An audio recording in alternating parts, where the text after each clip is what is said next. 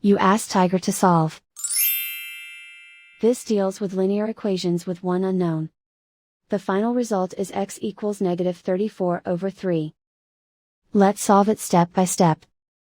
Simplify the expression. Expand the parentheses. Simplify the arithmetic.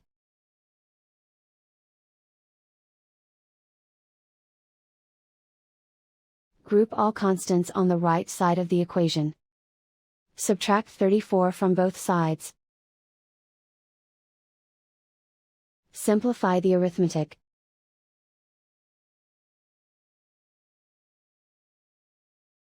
Isolate the x.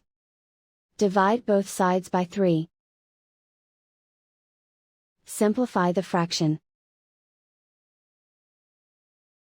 And so the final result is x equals -34/3.